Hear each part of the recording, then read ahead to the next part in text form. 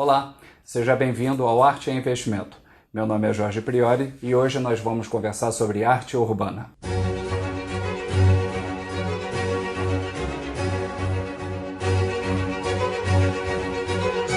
Antes de iniciarmos a conversa com o artista urbano Ozzy, gostaria de convidá-los a se inscreverem no canal Arte e Investimento. Com relação à entrevista, os temas e os respectivos tempos estarão relacionados na descrição do vídeo. Ozzy, seja bem-vindo ao Arte e Investimento. Obrigado aí pelo convite e vamos conversar. Como tudo começou? Bom, então, é uma história que começa no finalzinho dos anos 80, mas ela começa um pouquinho antes, né? Em 84 eu tive contato, foi meu primeiro contato com um artista importante na época, né? Que talvez seja o cara que foi o precursor da arte urbana no Brasil, e eu tive esse contato com ele na Pinacoteca, na primeira exposição que ele fez no espaço oficial de grafite e de arte urbana, que até então aqui no Brasil não tinha acontecido isso, né? Que eu me lembre, que eu já pesquisei, nunca não soube até hoje, né? Então tenho esse marco, né, que foi em 81. Foi a primeira ocupação dele lá na Pinacoteca, e na época eu fazia aula de modelo vivo lá com o Marcelo Nitti. E o Marcelo Nitti, como ele era amigo do Marcelo, o Marcelo falou: tem um amigo meu aqui, eu preciso que vocês conheçam, tal, vamos lá conhecer, ele tá montando exposição. Fui lá e falei: pô, mas eu já vi esse trabalho na rua, tal, pô, que demais. E eu sempre tive interesse, porque eu andava muito pela rua, né? Trabalhava, até aquele momento ainda, acho que eu trabalhava como office boy. Então eu percorri a cidade toda, então eu sempre estava vendo as coisas dele pela rua, mas não sabia quem era, porque ele fazia um trabalho anônimo, nem tinha condições de assinar alguma coisa por conta da repressão, da ditadura e todo aquele problema político na época, que as pessoas não podiam se expressar. Ele sempre trabalhou na madrugada, à noite, e um trabalho anônimo, né? E foi esse meu primeiro contato com ele, que isso foi em 81. Em 84, antes nesse percurso, eu participei de um coletivo, que fez uma primeira intervenção na rua, e eu sempre tive essa vontade de fazer, né? Alguma coisa na rua, mas não sabia como, porque no Brasil, aqui a gente, São Paulo, a gente não tinha ainda essa cultura de rua assentada ou forte. Então estava muito incipiente ainda, pouca gente fazendo, justamente por medo da repressão, né? E aí a gente fez essa primeira... Fizemos uma ocupação nessa passarela subterrânea que tem aqui na Consolação com a Paulista. Aí passou um cara lá, maluco, colou um papelzinho no meu trabalho, dizendo que meu trabalho era incrível, que eu tinha direito a uma exposição na galeria dele. Aí falei: pô, vou ligar, saber quem é esse cara, né?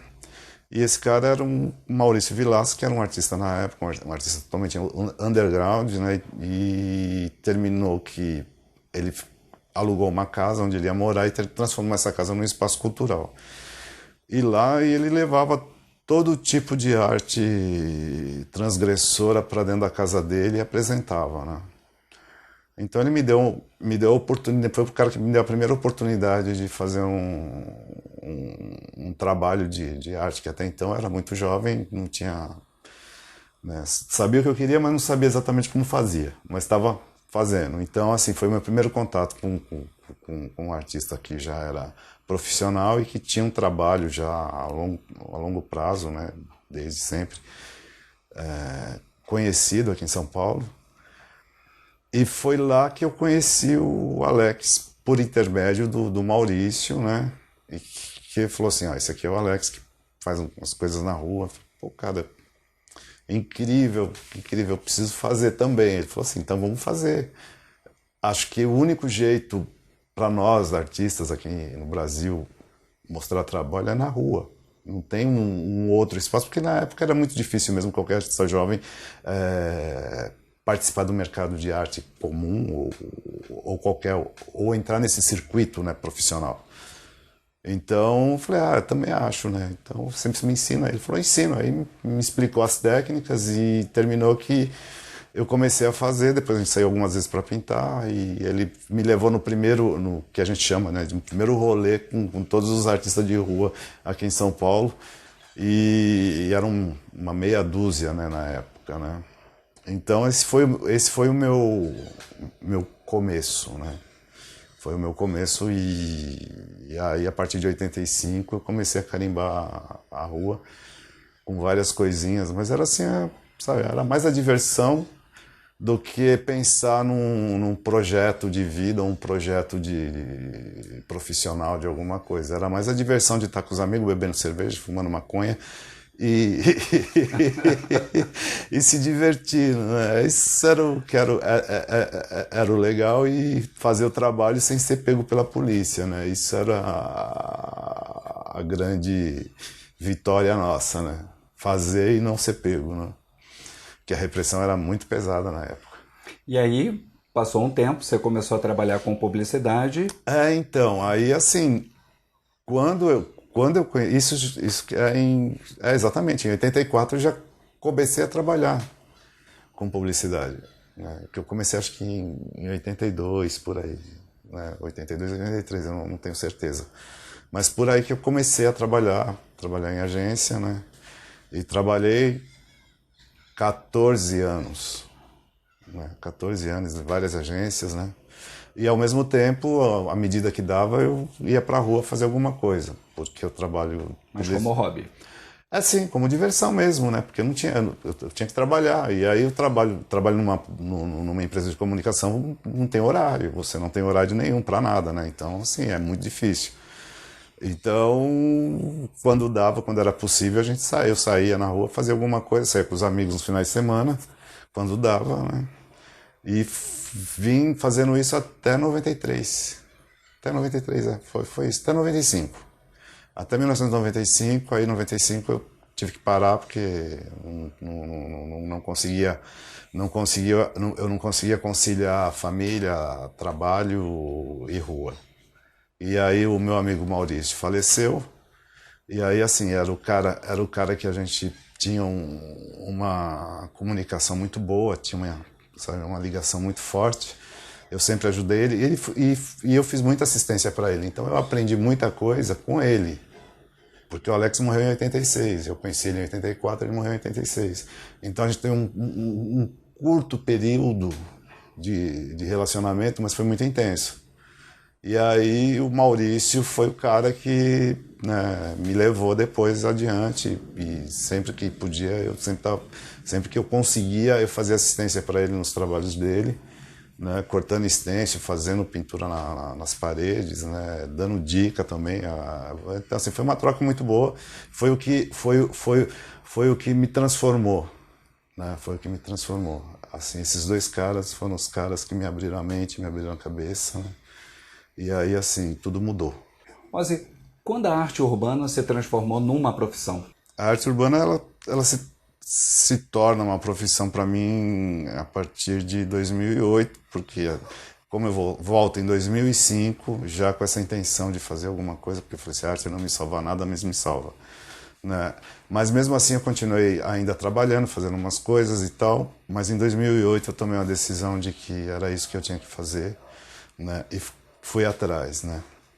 Então, assim, tentar fazer um trabalho mais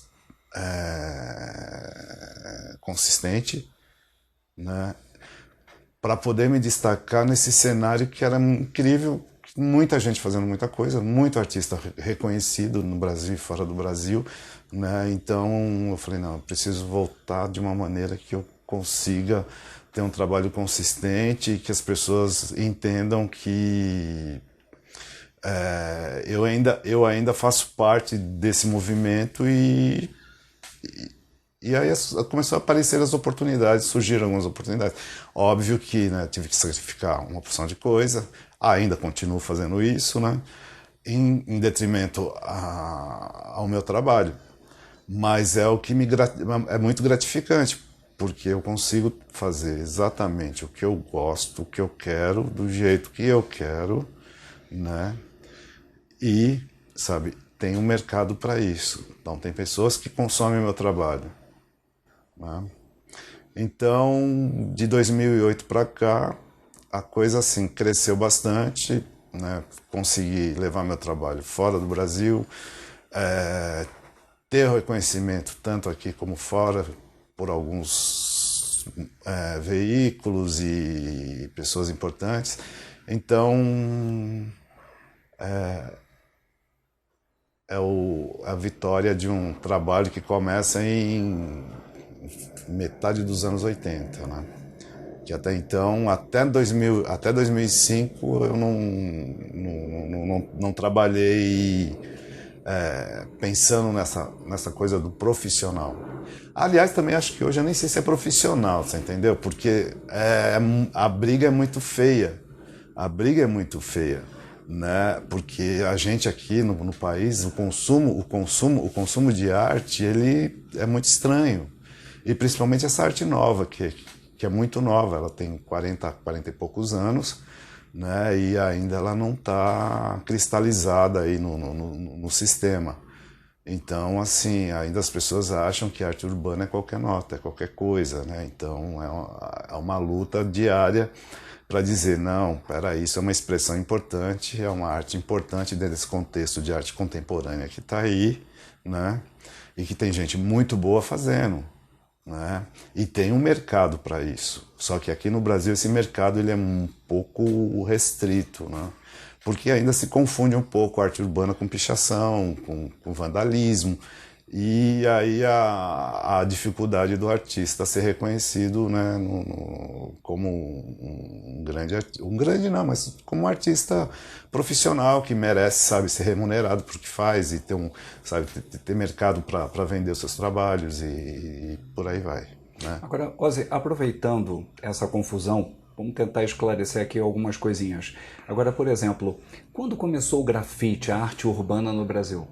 Então, essa arte, ela vem de muito tempo, mas aqui no Brasil ela começa a se consolidar no final dos anos...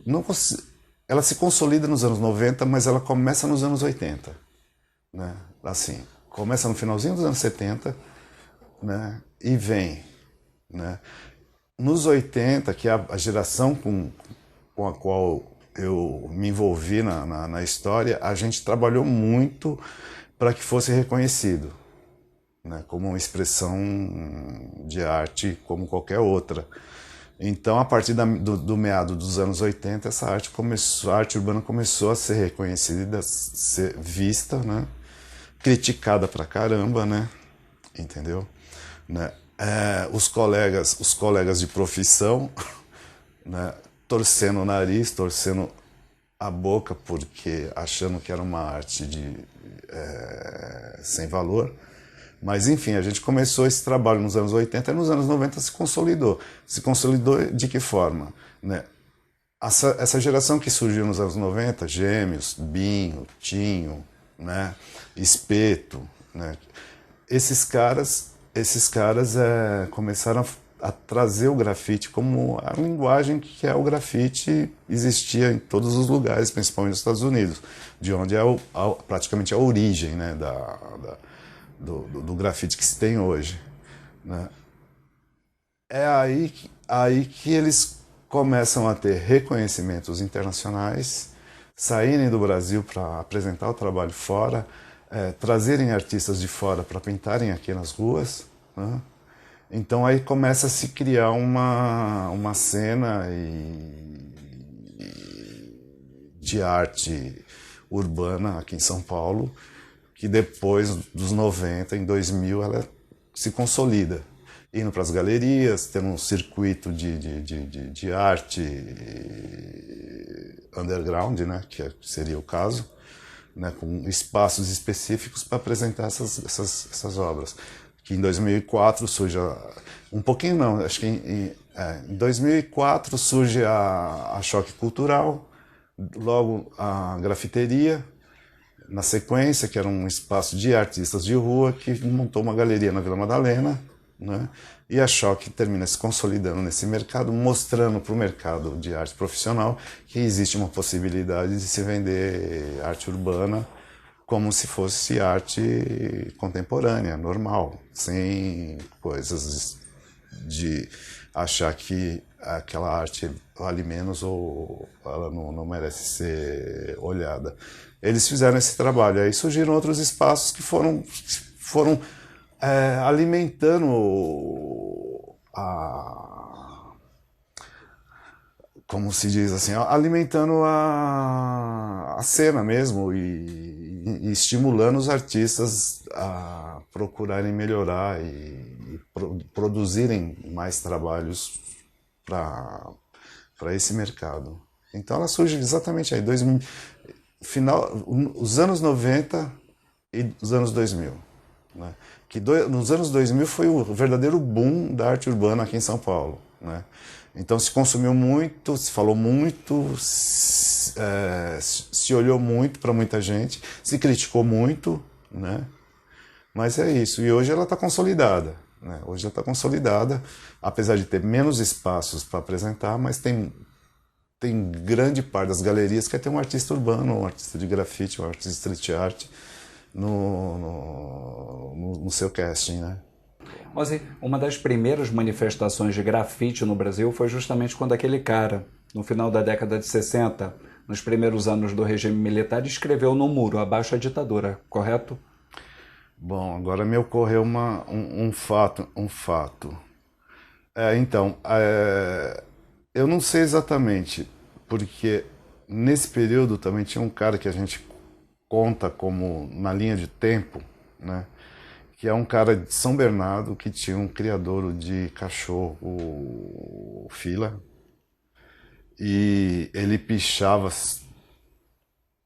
várias avenidas e ruas e caminhos que iam para São Bernardo, ficou muito conhecido na época, que era o Cão Fila 26, K26. Que na época as pessoas achavam que era um código da resistência contra a ditadura, né, de algum dos grupos. Né? Levou muito tempo para as pessoas perceberem que aquilo era uma propaganda. Né? E esse cara fez isso durante um bom período, entre os anos 60 e os anos 70. Né? Mas em 68 aconteceu as manifestações ali na Maria Antônia, na Universidade de São Paulo, ali, e o Mackenzie, que sempre houve uma tensão muito grande entre esses dois grupos, né? O pessoal que estudava na USP e o pessoal que estudava no Mackenzie. Então, ali houve uma manifestação que foi inclusive o pessoal da USP, que tem até uma foto muito emblemática que eu acho que é a primeira manifestação, né, contra a ditadura explícita, né, abaixo a ditadura. Né? Então, assim, essas duas coisas aconteceram praticamente simultâneas, né? Então, eu não sei te precisar exatamente qual foi o primeiro, qual Mas foi por ali, mais ou menos. é o mesmo período, né? Então, assim, como eu não vivi esse movimento estudantil desse período, eu não tenho como confirmar ou alicerçar, né, essa conversa. Mas, enfim, historicamente é isso, né? Entendeu? Era o pessoal da Uni, né? Então era o pessoal ligado à Uni que saíram escrevendo pela cidade um monte de coisa, né? Mas nesse tempo também, logo na sequência, começa a surgir o pessoal da USP, lá da cidade universitária, eu acho, não sei se exatamente como é que era na época, se já existia a cidade universitária, era o pessoal da turma de comunicação, que saía escrevendo mesmo, literalmente na rua, né, poemas e palavras de ordem, né, contra a ditadura e tentando criar uma situação de desconforto para a população, achando que aquilo era mensagem de grupos de esquerda ou grupos radicais, e nem eram os estudantes que estavam, né, ocupando a cidade dessa maneira. Né? E tudo isso acontece a partir de 68. Agora, Ozzy, qual é a diferença entre arte urbana, grafite e pichação? Nossa, isso é uma história. É uma história. Bom, assim, o grafite, na verdade, a origem da palavra é italiana, o grafito, que é uma coisa de você escrever com lápis ou com qualquer coisa que tenha uma ponta, né? E foi com o tempo dando sentido para essas manifestações que as pessoas, né, fazem espontaneamente nos lugares públicos, né? Então, o grafite, na origem, é isso, né? O grafite contemporâneo, que começa já no final dos anos 70, não, desculpa, começa no final dos anos 60, com o uso da tinta spray. Então aí já é um pouco diferente, porque é exatamente a manifestação espontânea vandal, e assim, é o vandalismo, né, que vai para as ruas tentar falar sobre um sistema, contra um grupo, ou contra ou não, né? Então o grafite mais ou menos é isso. É essa expressão espontânea. Essa expressão espontânea de ocupação de espaço público, sem critério nenhum, né? Agora, a arte urbana, ela já é uma arte um pouco mais refinada, onde o artista pode expressar melhor as ideias e desenvolver o seu talento artístico. É um trabalho mais elaborado, né? Mas esse cara pode fazer esse trabalho elaborado do mesmo modo que um grafiteiro faz uma pichação na rua, um trawap, como a gente diz, ou uma letra, seja lá o que ele quiser, né? Colar um papel, sei lá. Então, assim, a arte urbana e o grafite, eles são são da mesma origem, né? O que diferencia um pouco é a atitude. Né? É a atitude. É a atitude de ocupar o espaço. Você pode até ocupar o espaço fazendo um trabalho que até parece que é vandal, que é um vandalismo, mas é um trabalho bem elaborado. É arte urbana. Também não deixa de ser grafite, ok? Agora, a pichação é um fenômeno que acontece aqui em São Paulo e se espalhou pelo Brasil. Não? Então, a palavra pichação já diz tudo. Já vem da origem do piche, que era a matéria-prima lá nos anos 60, nos anos 70, que a gente não tinha spray, não tinha tinta látex para pintar. Então os caras usavam o piche diluído com querosene, formava uma tinta grossa e saía escrevendo nos muros, né? Por isso vem essa ideia de pichação. Quando você picha alguma coisa com piche, é assim, é cagada, né? Então você está pichando alguém. Essa é a origem. Então, como se usava muito isso, principalmente os políticos, né? E como eu já citei o cara lá do criador de Cão-Fila, né? Eles se utilizavam desse material. A tinta spray levou bastante tempo para chegar aqui, né? E aí, essa é a origem. Mas com o tempo isso no final dos anos 70, que o spray começou a aparecer aqui, os estudantes começaram a usar e tudo mais, a pichação começou a se alastrar pela cidade de várias maneiras, né? A pichação que a gente tem hoje, que é reconhecida, que está em todos os lugares na cidade, de cima até lá em cima, até o último andar dos edifícios, essa pichação ela começa aqui nos anos 80, mas ela é de origem, a origem dessa grafia, dessa maneira de escrever, ela vem dos manifestos punks dos anos 70. Né? Eles usavam os panfletos, as letras góticas, que eram as capas de disco, e isso criou uma linguagem e foram se apropriando dessa linguagem e ela se transformou no que a gente chama hoje, né, na cultura de rua, aí, na cultura do grafite, de tag reto, que é letras parecidas com letras góticas, né, todas retas, tal. essa é a pichação que a gente tem hoje, mas a origem dela vem lá de trás, né? Então a palavra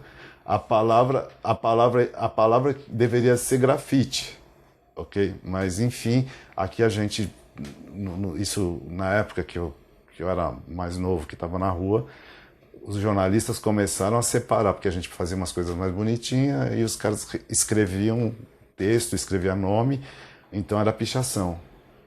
Então aí fez essa separação, o grafite é arte urbana e a pichação, né? Mas no fundo são todos irmãos e são todos a mesma coisa. O que muda são as intenções. A pichação tem uma intenção, que é assim, reclamar.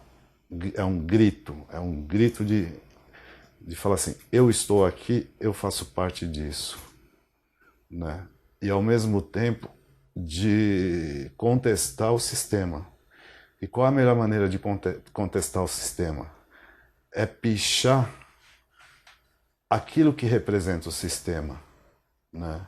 Então são os monumentos, é a cidade, são os edifícios, são os prédios públicos, os prédios aonde, sabe, você vê que o poder está instalado ali dentro. Então a pichação vai um pouco nesse caminho. Mas por um outro lado é uma coisa de tribo mesmo, né? Então é eu botar meu nome no mais alto possível, né? Escrever meu nome ou da minha grife, que a gente chama de grife aqui, né? Que são as crios, né? Que pode ter de 5, 1 até 100 pessoas, que vai colocar o nome da CRIO e o nome dele no lugar mais alto na cidade e espalhar pela cidade inteira, para dizer, ó, eu passei por aqui, eu existo, né? Então essas são as definições para esses três pilares aí dessa arte, essa arte que acontece na cidade. Assim, em 2015, durante a administração do Fernando Haddad, tá, da cidade de São Paulo, ele promoveu uma ocupação de arte urbana dos Arcos do Jânio. Sim. Tá? Isso gerou uma discussão enorme na cidade, muitas críticas, muitas opiniões favoráveis. Qual foi a sua opinião com relação à ocupação? Então, assim, eu participei desse ato, vamos dizer assim, né? Então, assim, para mim foi chocante perceber que até então aqueles arcos que estavam ali todos sujos, pichados e literalmente cagados por mendigos, né? Chamasse tanta atenção para a cidade, né? O que foi bom, né? Acho que foi bom porque, né, a partir do momento que as pessoas ocuparam o espaço, ele foi visto, foi enxergado, né? Então, como a gente já vinha com problema, ali já estava começando essa polarização política, né? Então muita gente levou isso para um lado mais extremista, né, vamos dizer assim. Mas ninguém parou para perceber que antes de ter essa pequena mudança ali, o que era aquele espaço, de que jeito que ele estava sendo tratado. E até por administrações anteriores, né? Então, assim, o grande feito foi esse, chamar atenção mesmo, chamar atenção de fato, né? Hoje tem guarda municipal tomando conta e os arcos estão todos bonitinhos lá, pintadinhos, arrumadinhos, né? Então, eu acho que, como diz o Rui Amaral, São Paulo precisa ter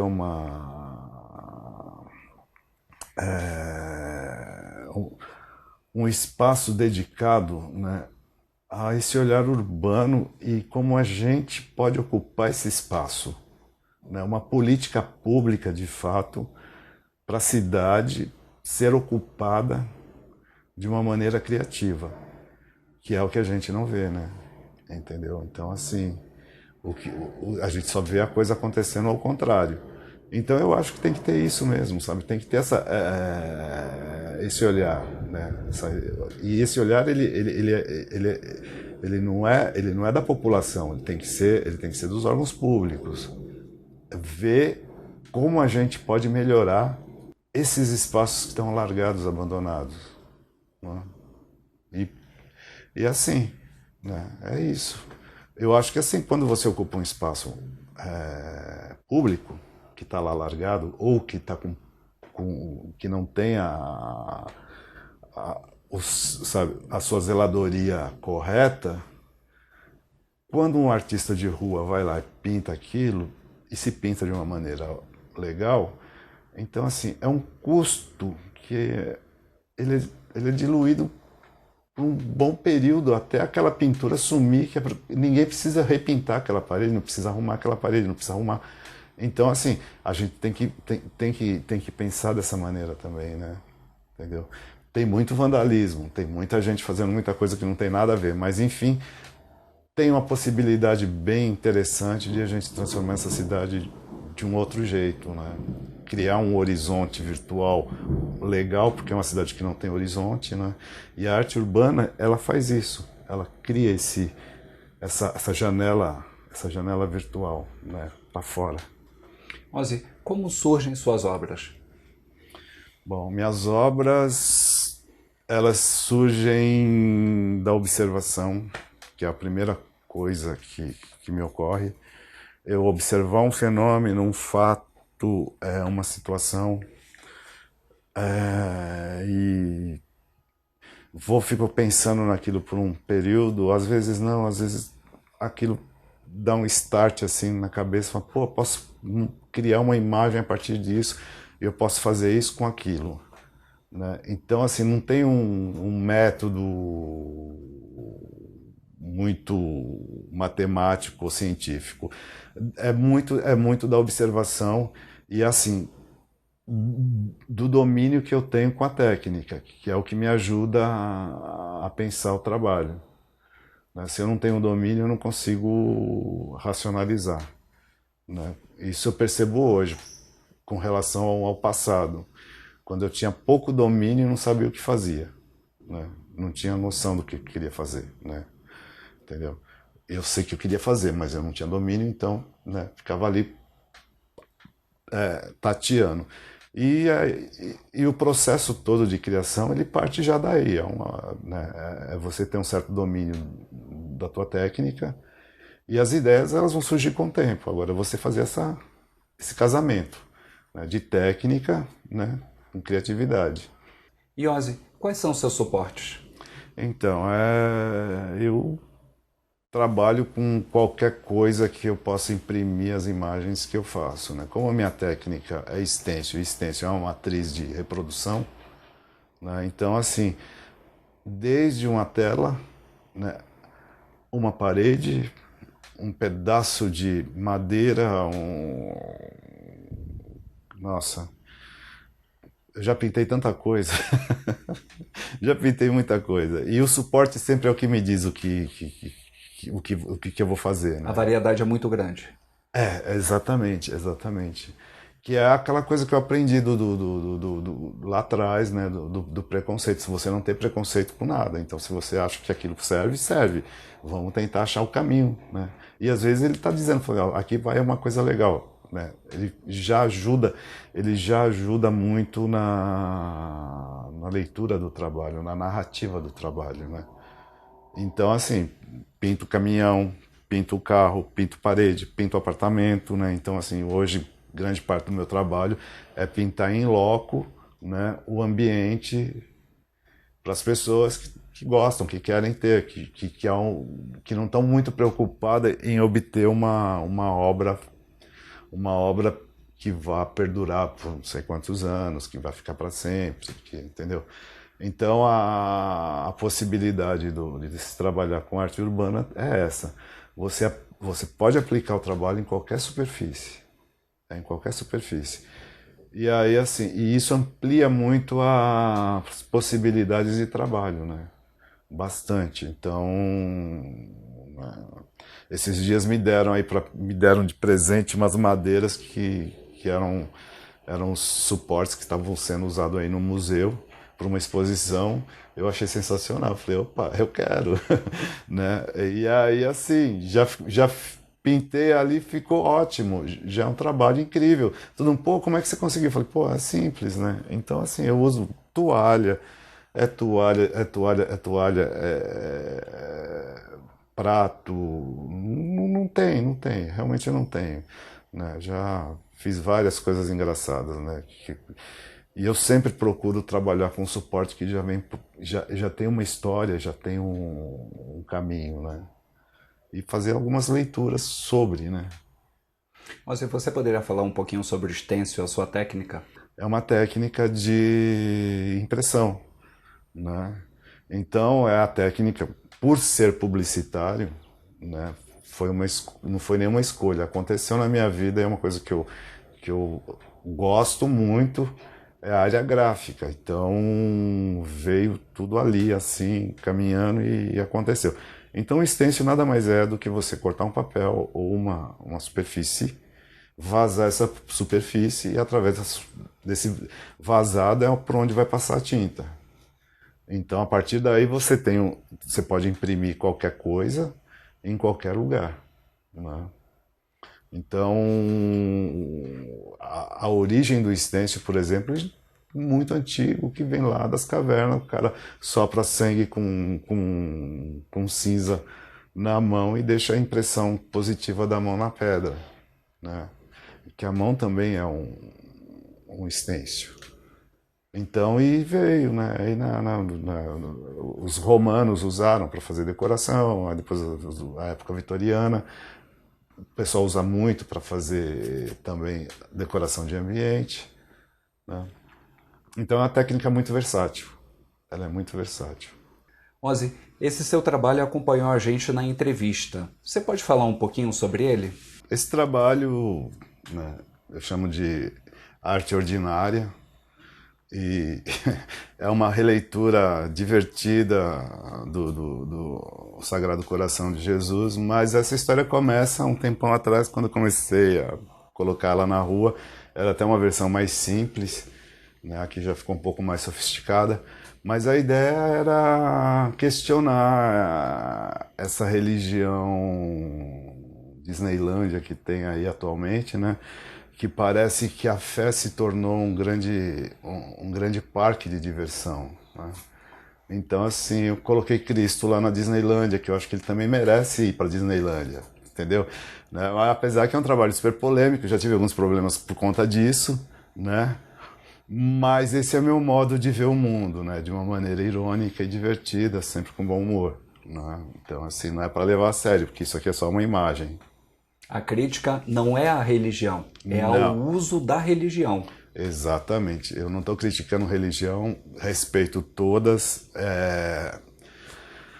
Assim, não quero que as pessoas entendam que eu estou falando diretamente de Jesus Cristo, porque eu, na minha vivência já, que não é pouca, né, eu entendo que isso aqui é uma imagem, e essa imagem não condiz com o que seria essa imagem de Jesus Cristo, entendeu?